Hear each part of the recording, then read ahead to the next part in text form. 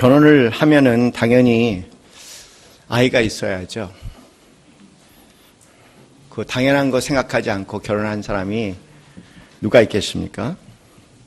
그래, 뜻밖의 아브라함에게는 75세가 되도록 그 아이가 없었습니다.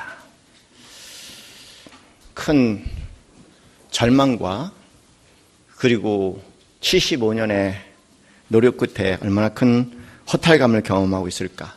그렇다고 해서 다른 여인을 통해서 아내를 보기에는, 아이들을 보기에는 아내를 너무나 사랑했던 아브라함입니다. 아내를 사랑하는 사람 치고 망하는 사람 못 봤습니다.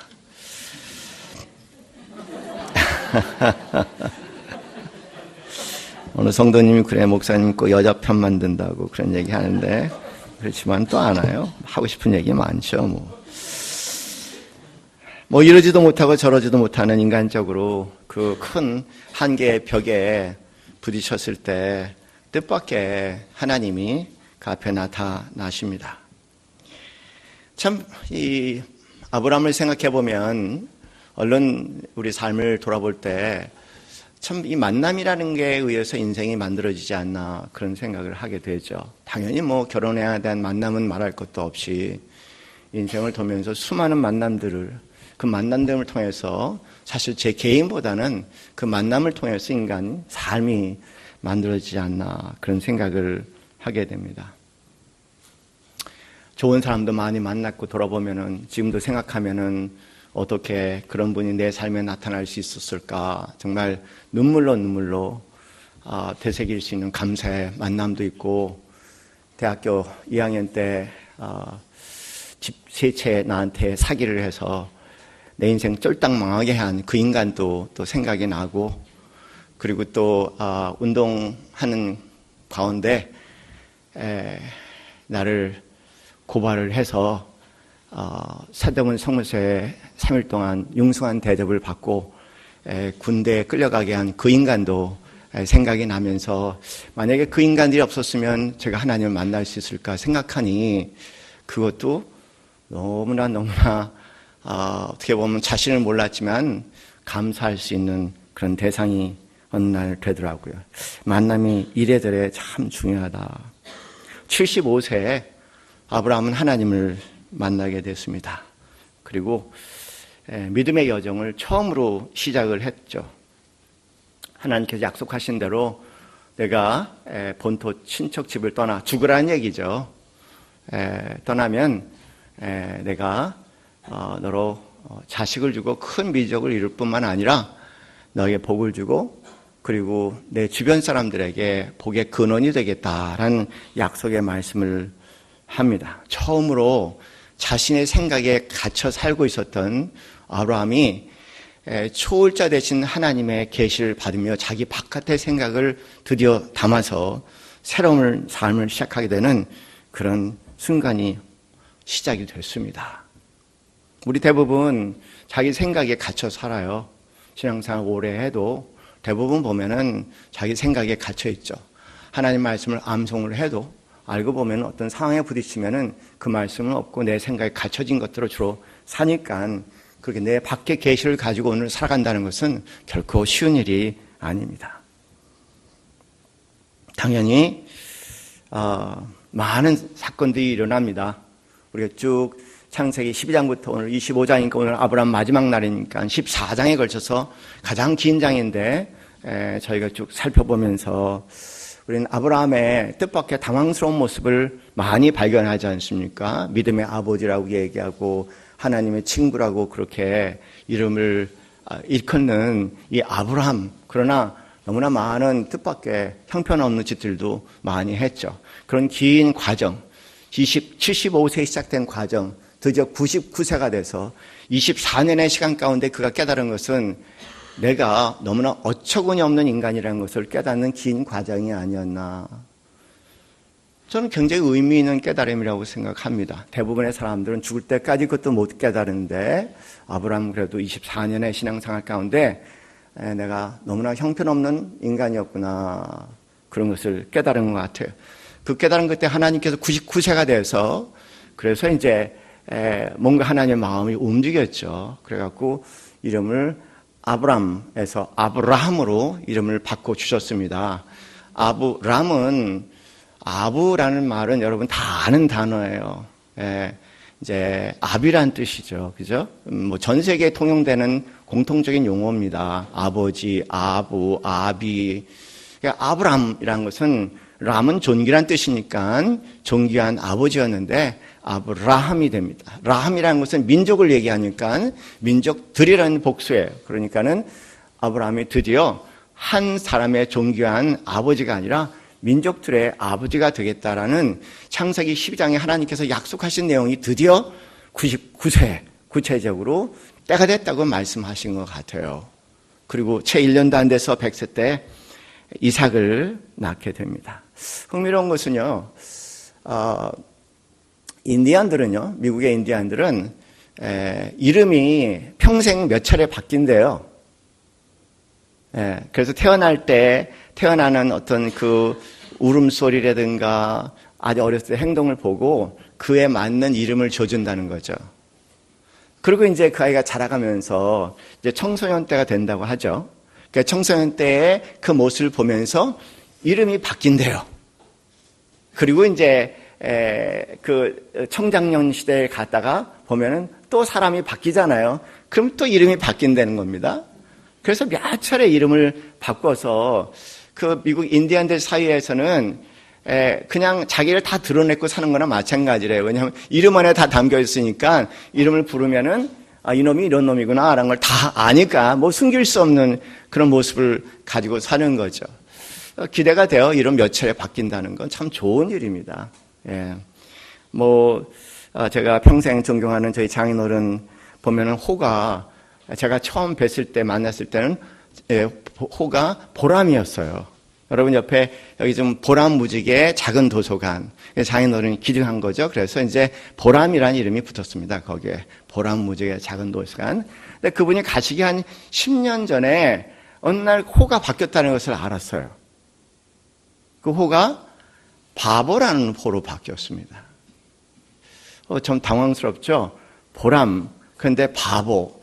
근데 참 당황스럽지만은 뭔가 인생을 살아본 사람이 담고 있는 어떤 깊은 아우라를 담겨져 있는 그런 호인 것 같아갖고 참 또 한편으로는 좋다라는 생각도 가졌습니다. 워낙 똑똑한 분이었고 그리고 똑똑한 긴 인생을 살면서 똑똑함이 얼마나 피곤하고 또 주위를 굉장히 피곤하게 하고 그리고 의도하지 않은 고통과 아픔을 많이 나는 삶이라는 것을 느지막이 깨닫고 그 깨달음 가운데 새로운 결단이 나 이제 바보처럼 살아야겠다. 그래서 호가 바보죠. 가만히 보면은요, 우리 기독교 역사를 보면은 많은 성인들의 모습을 보면 말년에 이름을 바꾸는데 그 바꾸는 이름 중에 공통적인 이름 중에 하나가 바로 바보예요. 그 대표적인 사람이 최근에 함께했다 가신 김수환 추기경이라는 분도 그분이 40대 가서 호를 바보로 바꿨으니 그분은 굉장히 영리한 분입니다. 탁월한 분입니다. 참 언제는 우리가 내가 바보라는 걸 깨달을 때가 있을까? 참 큰 은혜가 임해야지 깨닫겠죠. 소크라테스가 한 그 유명한 말 2500년이라는 긴 시간이 지나도 아직도 모든 사람들에게 앞으로 1000년, 2000년, 3000년, 만년이 온다고 하더라도 회자될 수 있는 화두 뭐가 있습니까? 아시잖아요. 시작. 그렇죠. 내 자신을 알라. 내가 모른다는 것을 알라는 겁니다.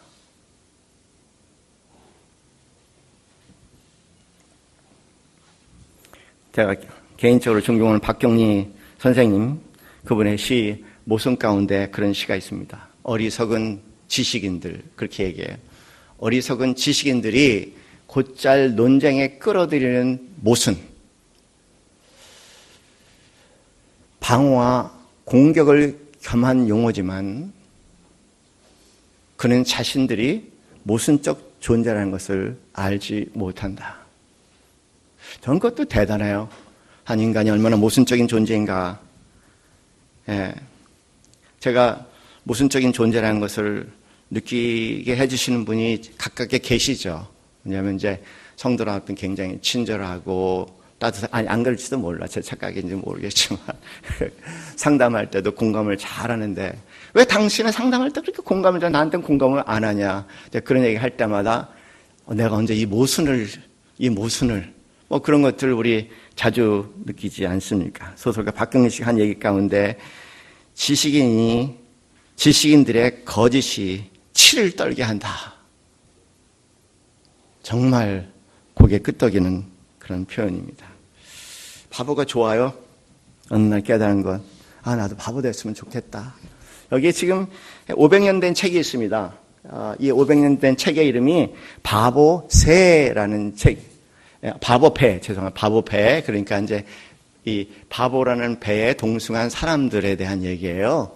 근데 그 항목이 장장 몇 가지가 나오냐면요. 110가지가 나옵니다. 정말 바보들. 이 바보들을 흔히 똑똑한 사람이죠. 이 똑똑한 사람들의 행전, 110가지의 사람들의 모습을 다 기록을 하고 있는데, 제가 하도 재밌어서 중세 때 나온 책이거든요. 흔히 이제 종교개혁이 바로 일어나기 전에 그 문화 상태가 어땠는지에 대해서 처절하게 느낄 수 있는 그 똑똑한 사람들의 이 바보를 만들어가는 세상에 대한 굉장히 문학적인 그런 표현이죠. 뭐 굉장히 많아요. 뭐 어떻게 제가 소개하겠습니까? 110가지인데 읽으면서 하나도 예외 없이 저에게 이렇게 저렇게 적용된다는 걸 보면서 참 당황스럽게 만들고, 어떻게 보면 성경 이상으로 저희가 제 자신을 보고 깨닫고 회개하게 한 그런 책 중에 하나가 아닌가 하는 생각이 들어요. 그런데 이분이 111문째 항목에 들어가서 이제 이런 글이 하나가 있습니다. 바보짓 하기보다 더 쉬운 게 어디 있느냐. 그렇게 얘기합니다. 이런 똑똑한 바보들에 대한 얘기. 바보짓 하기보다 더 쉬운 게 어디 있냐. 그렇다면 바보짓 그만두기도 쉽지 않겠나? 그러나 그만둬야지 마음 먹어도 회방꾼이 많으니 걱정일세. 그렇게 얘기하는 거 보니까 바보 되려고 해도 해방꾼이 많다는 겁니다. 제가 저한테 제일 큰 해방꾼은 뭐냐면은 저한테 바보라고 얘기하면 저는 똑똑함이 나오기 시작하는 거예요. 근데 한번 생각해 보세요. 우리 다 그렇잖아요. 누군가 나를 바보같이 생각한다고 생각하면 그때부터 우리가 드디어 그 가장된 그 위선과 감선이 드디어 본색을 흥분하면서 다 드러내지 않습니까? 진짜 해방꾼은 나를 바보라고 얘기하는데 사실 알고 보면은 도움이죠. 내가 진짜 바보라는 것을 가르쳐주는 그런 존재들이니까. 그래서 그런지 참 어려워요. 바보 되는 건. 참 어렵습니다. 기도라고 해도 만만치가 않습니다. 나름대로 똑똑하게 살아보려고 몸부림친 우리가 그 얘기 듣는다는 게 보통 일이 아니지 않겠습니까? 하여튼 99세가 돼서 신앙생활한 지 24년 만에 변하여 새 사람이 된 거죠. 어떻게 보면 똑똑이가 바보가 됐어요. 하나님 자기를 발견하고 내 뜻과 내 생각에 사는 것보다는 차라리 그냥 한번 다 맡겨보자.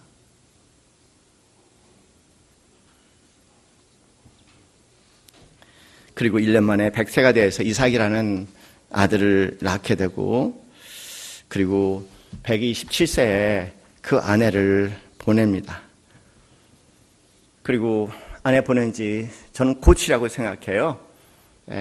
그도라는 여인, 오늘 본문에 나와 있는 것처럼 그 여인과 결혼해서 그 스라에 6명의 자녀를 두는 걸 보니까 아브라함의 자식이 없었던 것은 아마 사라의 문제이지 아브라함의 문제는 아니었던 것 같아요.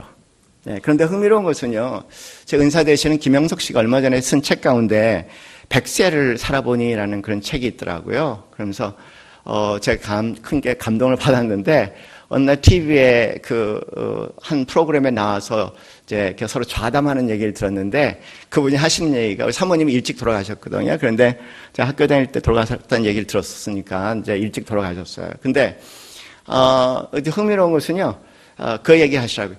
제가 100세를 살 줄 알았으면 정작 결혼할 걸. 누가 100세를 살 줄 알았나요? 아내 먼저 보냈으니까 나중에 곧 가겠지라는 생각을 하셨겠죠. 뭐 그렇게 아무리 머리를 굴러도 어쩔 수 없는 인간의 모습이 우리 자신이니까 너무 머리 많이 굴리지 않고 사시기 바랍니다. 예, 그냥 생각 없는 사람처럼 너무 멀리 헤아리지 마시고 그냥 하루하루 살아가는 정말 바보 같은 지혜로운 사람이 되었으면 좋겠다. 그런 생각을 하게 되기도 합니다. 오늘 본문 보면서요, 그래요. 참 놀라운 얘기죠. 175세. 그러니까는 75세의 신앙이 시작돼서 100세의 꼭 삶을 살고 난 이후에 그가 자기의 수명을 천수를 다하면서 깨닫는 것이 하나가 있었던 것 같아요. 오늘 본문에 기록해 아주 굉장히 길게 기록되지 않습니까? 이게 길게 기록되는 이유가 있죠. 많은 이름들이 등장해요. 자, 러시아 소설 읽기를 싫어하는 이유가 읽다 보면 얼마나 이름이 많이 등장하는지 다 잊어먹어갖고 짜증이 나거든요. 오늘이 약간 그런 본문 중에 하나예요. 다 알 필요 없고요. 단 뭐냐면 그 약속의 아들 이삭이 낳고요. 그리고 이제 뜻밖의 불순종의 아들 그래서 이스마엘을 낳았는데 이스마엘을 통해서 12부족이 생겼다는 겁니다. 그리고 사라가 죽은 후에 그 127세 이후에 결혼한 그드라를 통해 갖고 6명의 자녀가 낳는데 그 6명의 자녀에 또 손주들이 생겼다는 겁니다.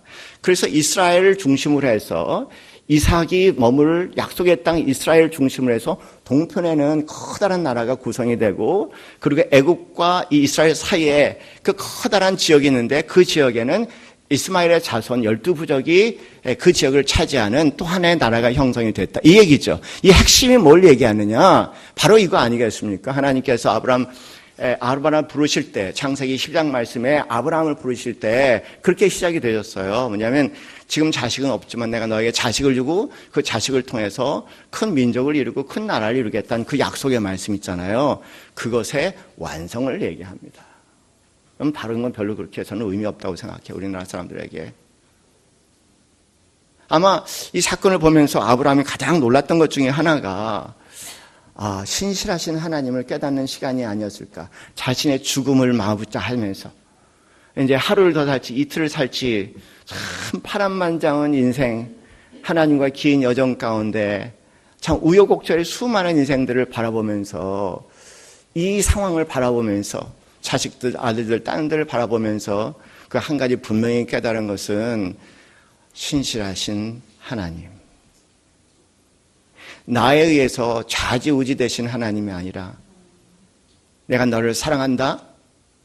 내가 사랑받지 못할 형편없는 짓들을 많이 해도 모든 인간들에게 버림받을 만한 그런 참 희한한 일들을 해도 그래도 하나님은 사랑하신다는 그 약속을 반드시 이루시고 마시는 신실하신 하나님, 그 하나님 믿으시는 우리 사랑하시는 성도님들 되시기를 주님의 이름으로 축원합니다. 그 외에는 제가 믿을 게 없어요. 그 외에는 아무것도 믿을 거 없습니다.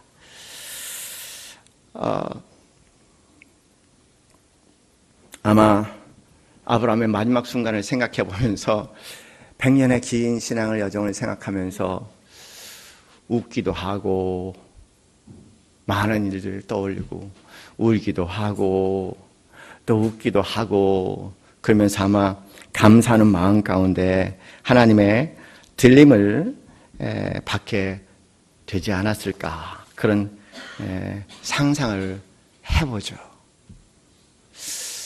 여러분 그런 용어 들어보신지 모르겠지만 아마 뉴라이프를 드신 분들은 익숙한 용어 중에 하나일 겁니다. 현대 물리학에 쓰는 용어 가운데 비국지성의 원리라는 그런 표현이 있습니다. 이 비국지성의 원리는 뭘 얘기하냐면 그 어려운 말 같지만 실제로 아주 쉬운 말입니다. 우리 일상에 많이 경험했던 얘기예요. 왜냐하면 부분의 전체가 담겨 있다. 그런 얘기죠. 부분의 전체가 담겨 있다. 그 말도 어려울 수 있어. 부분의 전체가 담겨 있다는 말이 뭘까? 우리는 일상의 예들을 생각하면 수없이 많았어요. 예를 들어서 손에 뭐가 있다고요? 손에 뭐가 있다고 그래요? 우리 몸 전체가 손에 있다. 그래서 이제 이 손을 보면 어디를 아픈지 도사들을 알아내고 이제 우리 몸의 장기의 손상이라든가 아프면 손에 뭐를 넣죠? 예, 수지침을 놓잖아요. 그렇죠. 그래서 이제 치유하는 것이 있어요. 그러니까 손이지만 손이 아니라 우리 전체가 담겨 있다는 겁니다. 그뿐이겠습니까? 또 어디에 전체가 담겨 있다는 얘기 들어보셨어요? 발바닥에. 예, 그래서 이제 발바닥에 전체가 들어있다. 그래서 역시 똑같이 발바닥을 보면 그렇다는 거죠. 또 다른 얘기 들어보시겠어요, 혹시? 귀. 그렇죠. 그래서 이제 이 귀를 보면은, 귀 전체에 그분의 어떤 그 장기와 건강 상태가 담겨 있다. 예.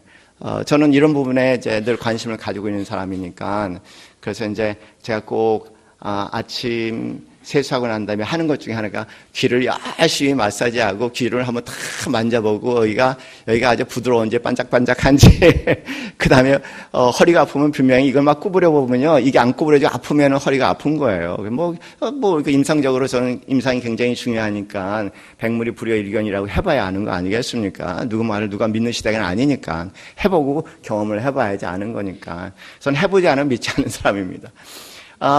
뭐 그런 것도 그래서 이제 귀에 침을 놓는 것을 이침이라고 그렇게 얘기하잖아요. 또 뭐가 있을까? 어떤 사람들은 이제 양이들도 아시죠? 병원에 가면 뭐부터 보여주라고 얘기해요. 한번 입 벌려봐. 어렸을 때 혀를 내보라 그러잖아요. 그 혀를 보면 뭔가 아는 거예요. 근데 최근에 현대의학에서 너무 당한 것 중에 하나가 이빨과 잇몸을 보면은 이빨과 잇몸을 보면은 그러면 그분의 건강 상태를 안다는 겁니다. 근데 저는요, 솔직히 얘기해서 잇몸과 이빨을 보면은 그분의 영적 상태나 또는 이제 정서적 상태를 알 수가 있으니까 충분히 이해가 될 수 있는 얘기예요. 이 얘기를 뭐냐? 그냥 부분이지만 부분이 아니라 전체라고 얘기하면 돼. 왜 또 이런 얘기를 하고 있느냐? 우리말에 또 백문이, 우리말에 뭐 그런 표현 있지 않습니까? 그냥 사람을 하나를 보면은 그런 얘기도 하잖아요. 하나를 보면 열을 알 수 있다. 그 얘기도 그 사람의 일부지만은 그러나 그 안에 가만히 보면 그분의 전체가 담겨 있다. 굉장히 일반적인 얘기입니다. 그런데 이제 최근 현대 과학에서 그것을 양자 과학에서 특별히 그것을 이제 비국지성의 원리라는 그런 아주 거창한 이름을 붙였지만 우리 동양 사람들은 오래전부터 알고 있었다는 거죠. 제가 이 말씀을 드리는 이유는 아브라함의 삶이 아니라는 겁니다. 아마 때로는 그럴 수 있어요. 좀 머리를 가지고 생각하는 사람들은 도대체 성경에 나와 있는 아브라함의 삶과 대한민국에 살고 있는 나와 무슨 관계가 있느냐, 그리고 근 3,500년의 사람과 지금 나하고 무슨 관계가 있느냐. 관계가 있죠. 예, 우리는 다 이렇게 저렇게 얽히설키 얽혀 있어요. 그래서 우리가 아브라함의 삶을 보고 거울같이 내가 어떻게 살 것을 고민하게 되는 거 아니겠습니까? 아브라함처럼 인생을 살다 보면요, 하늘만 바라보고 살아야 할 때가 와요. 하나님의 은혜가 임하면 하늘만 바라보게 되고 하나님의 은혜가 임하지 않으면 그것마저도 불가능하니 제가 볼 때 여기 앉아있는 젊은 친구들을 제외한 어린 친구들을 제외한 대부분의 사람들은 하늘만 바라볼 일들이 분명히 있을 겁니다. 있었을 겁니다. 그렇지 않아요? 그렇지 않습니까? 그럼 여러분 가짜 신자인지도 몰라 아직도.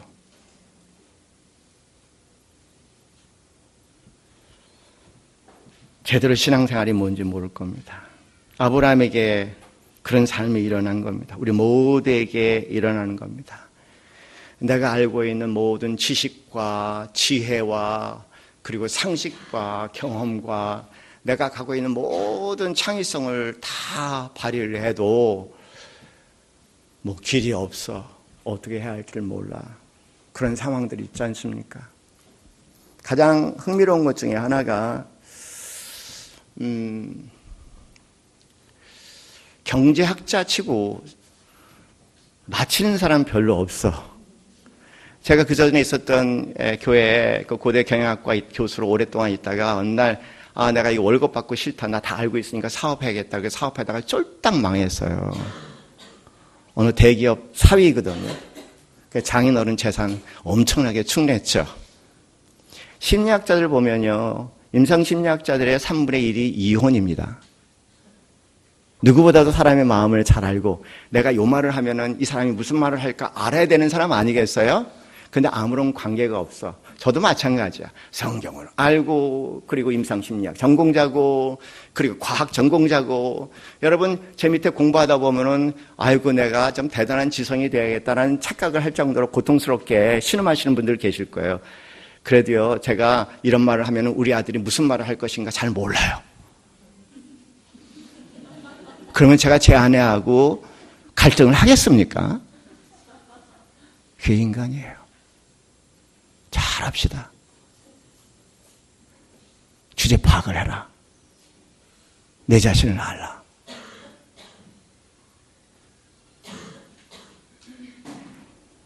그러니 온 만물 중에 가장 교만한 것이 인간이란 것 우리 알죠. 이제는 알죠. 가끔가다 참 흥미로운 환경들을 목격을 해요. 뭐냐면 목사님들도 보면은 막 설교를 하고, 그리고 막 성도들 모여 성경 공부를 가르치고 막 소리를 치고 막 이렇게 얘기하는데 정작 자기 자식 문제는 하나도 다루지 못해. 30년 동안 이어온 부부 갈등은 아직도 해결이 안 돼. 그냥 어쩔 수 없이 헤어질 수 없어서 한 지붕 밑에 계속 살아야 돼. 그런 사람일수록 결혼에 대한 설교는 더 많이 해.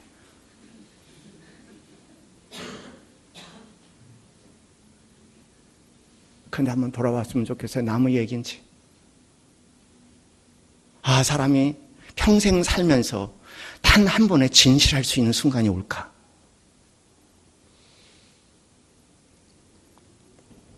우리는 알고 보면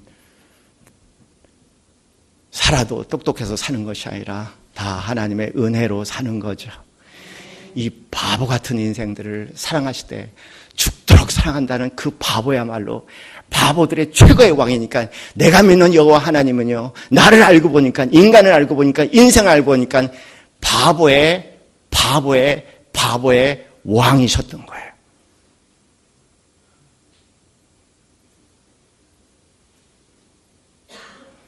예수님이 가시기 전 제자들과 마지막 작별의 인사를 하시면서 식사를 하신 후에는 갑자기 제자들의 발을 씻어주는 바보 같은 짓을 해버렸어요.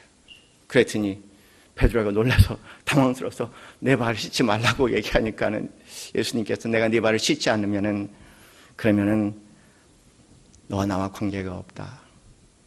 베드로를 부르셨어요. 바보 같은 예수의 삶으로 부르시는 예수님의 손길이 거기에 있었습니다. 예수는 바보였어요. 정말 뭘 아는 바보. 하나님은 그 바보의 아버지고, 그 피는 어쩔 수 없는지 최고의 바보가 하나님입니다. 도저히 사랑할 수 없는 인간, 마음을 가운데 가장 모르면서 가장 아는 척하는 이 교만 덩어리의 인간, 이걸 불쌍해서 끝까지 사랑하겠다고 얘기하시는 그 하나님, 그리고 그 끝까지 십자가를 친 그 예수, 그들의 이름은 한마디로 바보, 성삼위일체라고 저는 믿습니다.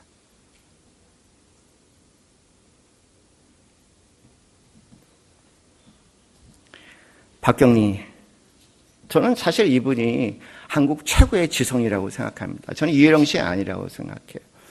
이혜령 씨는 책을 보고 뭔가 깨달음 통해서 최고의 지성이 됐을지 모르겠지만, 박경리 씨는 실존주의적 최고의 지성인 것 같아요. 살아내면서 삶을 통해서 깨달은 그런 놀라운 지식과 지혜를 가지신 분입니다. 그분이 돌아가시기 얼마 전에, 아마 얼마 전일 것 같아요, 쓴 마지막 시 중에 하나가 이런 글이 있습니다. 우주 만상 속의 당신, 그런 시예요. 내 영혼이 의지할 곳 없어 한간을 떠돌고 있을 때 당신께서는 산간 높은 나뭇가지에 앉아 나를 바라보고 있었습니다. 내 영혼이 뱀처럼 배를 깔고 갈밭을 헤맬 때 당신께서는 산마루 헐벗은 바위 위에 앉아 나를 바라보고 있었습니다. 내 영혼이 생사를 넘나드는 미친 바람속을 질주하며 울부짖었을 때 당신께서는 여전히 풀숲 들꽃 옆에 앉아서 나를 바라보고 있었습니다. 그렇지요. 진작에 내가 갔어야 했습니다. 당신 곁으로 갔어야 했습니다. 찔레 덩크를 헤치고 피 흐르는 맨발로라도 백발이 되어 이제 겨우겨우 당도하니 당신은 아니 먼 곳에 계십니다. 절절히 당신을 바라보면서도 아직 한 발은 세상에 묻고 있는 것은 도대체 무슨 가닥입니까? 그래요. 상상을, 예수님을 만나는 것은, 그 하나님을 만나는 것은 바보 같은 예수님, 그 바보 같은 하나님, 바보들의 왕 되신 하나님을 만나는 것은 똑똑한 사람에게는 너무 힘든 일인가 봐요.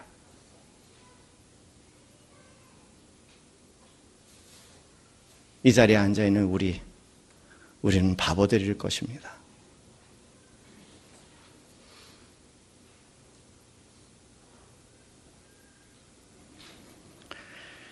바보를 즐기시는 사랑하시는 성도님들 되시기 바랍니다.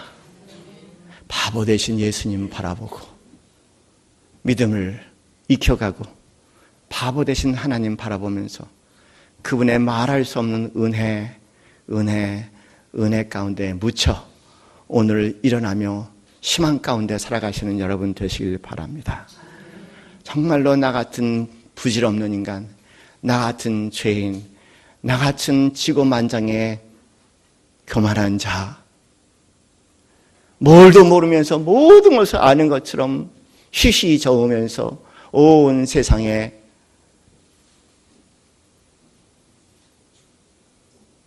어두운 냄새 피우며 살았던 나, 그래도 나를 사랑하신다는 그 약속 가운데 오늘로 신실하게 나를 사랑하신 그 하나님 바라보며 그 하나님이 여러분에게 찬양과 감사와 그리고 감격과 그걸 세심의 부활의 능력 되시는 우리 사랑하시는 성도님들 되시기 주님의 이름으로 축원합니다. 우리 함께 찬양합시다. 예수 사랑하심은 거룩하신 말세. 성경 전체는 이 한마디를 이해하는 과정입니다. 경험해가는 과정입니다. 우리가 죽는 그 순간, 그것이 더 깊은 밤에 오는 축복의 순간이 있을 겁니다. 이 시간 우리 함께 기도합시다. 하나님이 나를 사랑하신다는 것이 아직도 내 삶에 들어오지 않는다면은 나는 나도 모르게 내 자신이 똑똑한 것을 의지하고 있을 겁니다. 아주 분명한 사실입니다. 하나님이 나를 사랑한다는 것의 걸림돌은 그 안에 나도 모르는 사이에 내 능력과 내 지식을 그것이 전부인 것처럼 살아가는 어리석음 내지는 깨달지 못함 내지는 교만 때문일 것입니다. 우리 삶을 돌아봅니다. 그때 내가 좀 덜 똑똑했으면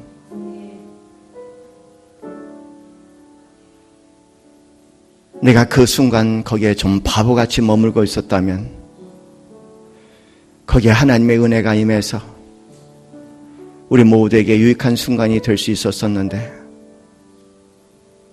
내가 뭘 안다는 흥분감 가운데 내가 나서서 당신에게 나에게 그리고 함께 상처되게 순간들 하나님께 상처되게 한 순간들 돌아보면 참 많을 겁니다. 우리는 좋은 뜻과 좋은 의도로 그렇게 했지만 돌아보면 그 누구에게도 좋은 것이 아니요 부끄럽고 수치스럽고 후회스러운 일들이 되어버리고 말았을 겁니다.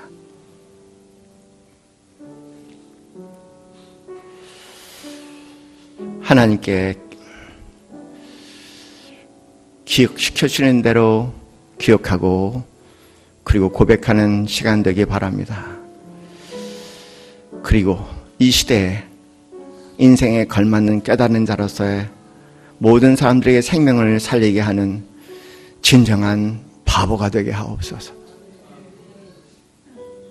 내가 바보가 돼서 당신의 생명이 살 수 있고 우리 사회가 살 수 있다면 그 길에, 주님 가신 길에 하나님 우뚝 서신 그 자리에 기꺼이 동참하시는 고백의 시간 드릴 수 있는 시간 되길 바랍니다. 내가 그리스도와 함께 십자가에 못 박혀 죽었나니 그런즉 이제는 내가 사는 것이 아니라 내 안에 그리스도가 산다는 것이 무슨 의미겠습니까? 똑똑하면은 없습니다. 바보 같은 예수가 내 삶에 살아드릴 때 신비로운 은혜 그리고 구원의 바보가 되어질 때 내 주의 그 은혜가 그 생명이 임하는 시간임을 기억하게 달라고 기도해 드리는 시간 되기를 바랍니다. 함께 기도합시다. 하나님, 있을 수 없는 일을 오늘 하십니다.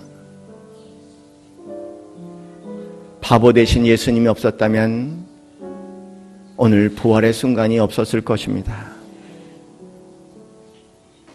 바보가 생명의 길이고 바보가 궁극적으로는 부활의 길이고 바보가 영생의 길인 것을 알게 하시고 주님, 자처 이제는 바보 되는 삶을 즐기게 하시되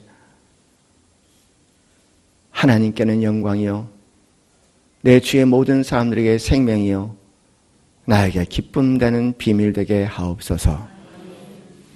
이제는 우리 주 예수 그리스도의 그 크신 은혜와 하나님 아버지의 지극하신 사랑과 성령님의 교감하심이 오늘도 바보 같은 춤추며 살아가길 소원하는 이 자리인 모든 성도님들 머리 위에 지금부터 영원까지 함께 있기를 축원하옵나이다. 아멘.